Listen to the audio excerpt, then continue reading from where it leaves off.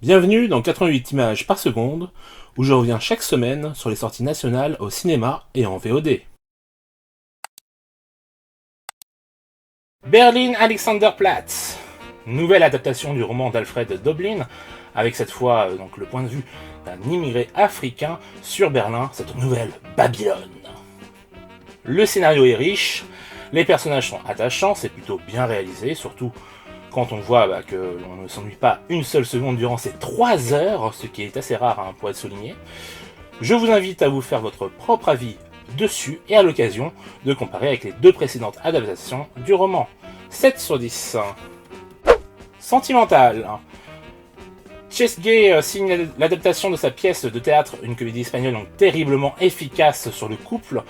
Tout se déroule en huis clos et c'est porté par ses comédiens ainsi que son écriture. Si vous voulez vous changer les idées et rire un peu, c'est le film qu'il vous faut, 7 sur 10. Free Guy. Simple et déjà vu, cette comédie ne va pas plus loin que son concept de base. Elle vous fera certainement sourire et quelque peu rire, mais ça s'arrêtera là. La réalisation n'a aucune personnalité, l'histoire n'a rien d'original, les effets visuels sont corrects mais sans plus. Bref, tout est affreusement banal, même s'il y a un caméo plutôt sympa. 5 sur 10. Passion simple. Adaptation du roman éponyme, Daniel Arbid nous livre un film sans intérêt, où on peine à reconnaître la patte de la réalisatrice. Où est son sens du cadre et de magnifier ses comédiens?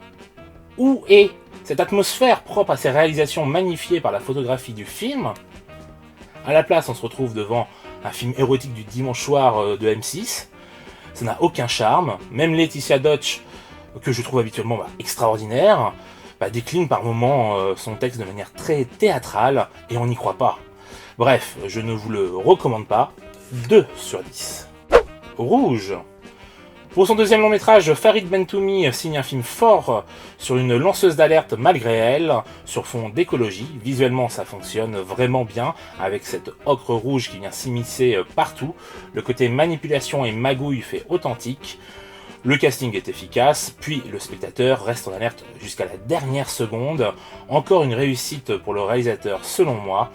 Je ne peux que vous encourager à aller le voir. 7 sur 10. Beckett. Ferdinando Cito Filomarino signe un thriller qui malheureusement n'est pas maîtrisé et de bout en bout, malgré un style naturaliste pas commun pour ce genre de film qui a le mérite d'être original.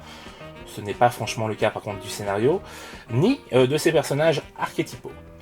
Dommage car le casting est plutôt bon, tout comme les 20 dernières minutes, mais cela ne suffit pas à rattraper le manque de rythme et tout le reste. 5 sur 10. Evangelion 3.0 plus 1.0, Thrice Upon a Time.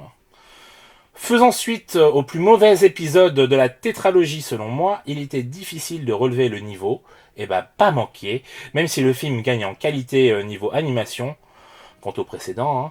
Pour le reste, c'est tout aussi mauvais, et en plus de ça, ça dure 2 fois trop longtemps. C'est épuisant à suivre, pour rien du tout. Il est dommage de constater tout ce gâchis, alors que le deuxième film était d'une perfection, et avait ouvert la voie justement pour les autres. Au lieu de ça, on a une ellipse de 14 ans, qui est venue tout foutre en l'air. Bref, je ne recommande pas, même s'il faut bien voir la fin. 3 sur 10. Lock It Down. Long et chiant. Pas étonnant pour un film sur le confinement, où un couple se déchire, puis s'acoquine pour voler un bijou. C'est n'importe quoi. J'ai beau aimer le casting et le travail de Doug Liman, là je ne valide pas, même si ça montre bien ce que certains ont pu vivre pendant le confinement. Non, c'est non. 3 sur 10. Pas de film de la semaine, encore une fois. Très peu de sorties en même temps, donc on se donne rendez-vous la semaine prochaine. Ciao!